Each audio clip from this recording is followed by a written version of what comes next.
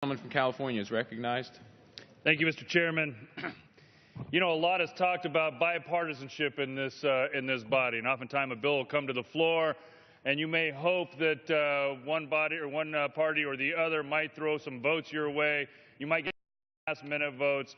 True bipartisanship is what has happened in this committee. Myself, Chairman Schuster, Ranking Member DeFazio, and Ranking Member Capuano, we have worked together to not only form a bipartisan bill, but to actually educate every one of our members. We want to talk to members of both parties and now even both houses to make sure that we're actually reforming something that's going to create not only a more efficient system, but create American jobs. And so I want to thank each of those individuals for their willingness not only to work together, but to work hard. It takes a lot of time to set up separate meetings with every single one of your colleagues to explain all the intricacies on such a large bill. And in this case, we've done that. We saw bipartisan and unanimous support, first out of the Transportation Infrastructure Committee last year, now again this year, unanimous support out of the Rules Committee in a bill that we get real structural reform.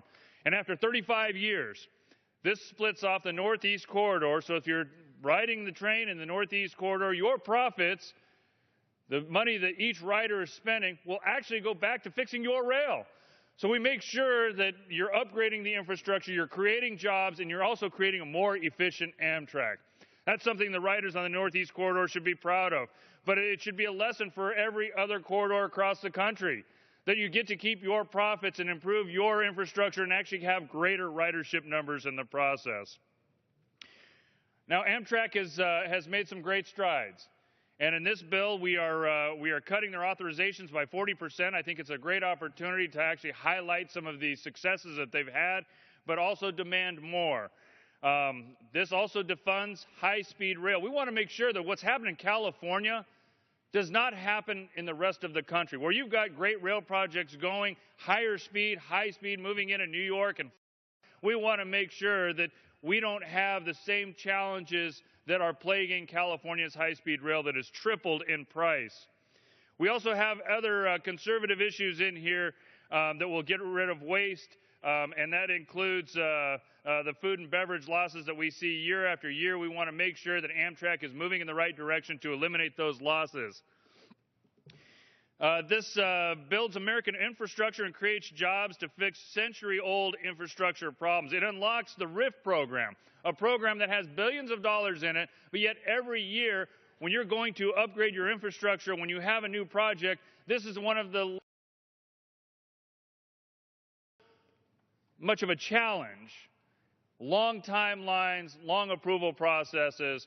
You know, if you're going to invest in something, you want to know, am I going to win out this loan application, or is it something that's going to actually hinder or slow down our projects? We want to streamline that. We want to have those that need the access to capital that are going to improve our infrastructure to actually have the benefits of that program. This introduces competition and leverages private sector to reduce the Amtrak subsidies and actually use the stations to be more profitable. Amtrak has stations in many key cities that can be utilized to increase profits from everything from the restaurants and shopping that they have there, but also being able to advertise in those stations and advertise on the right-of-way. The right-of-way that Amtrak has to be able to use billboards, set up cell sites. There is so much more profitability that we can have by having Amtrak as a partner. Just want to touch on a couple of final issues.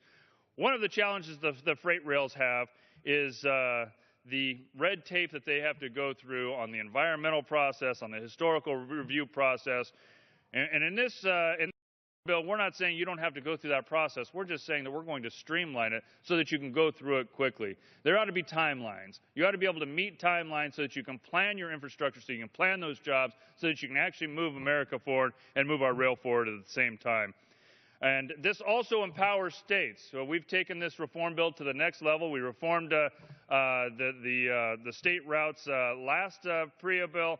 We're doing it again this time to empower states to have more control over their routes. If a train is going to come through their district or their state, they ought to have some input on not only whether or not that's going to stop, but also increasing ridership in that process. They ought to have some skin in the game. and this allows them to do that. One area I just want to mention that I think that has created more bipartisanship than anything else in this bill, and somebody else that should receive some recognition is actually my dog Lily, who will now be able to ride on the train. Will the gentleman yield an additional minute? Additional minute. Gentleman's recognized. If you're on the Northeast Corridor and you have never ridden the rail before because you have a pet that you either have to leave at home or a pet that you're going to now take a car in, you are now going to have the opportunity to ride on Amtrak, not only in the Northeast Corridor, but all across the country. This is something that we've had pet owners reach out to us on from every different state asking that they actually be able to do this. You know, I can take my dog back and forth to California on the airplane, and I pay an additional fee to do that, but it is something that provides me the ability to be able to travel with my pet. Why wouldn't we do that same thing on Amtrak? If Amtrak is looking for more riders, if they're looking for greater revenue, why wouldn't they be able to compete in this one more area with our airlines? I mean, this is a common sense opportunity for those that want to take rail to actually be able to travel with their pet.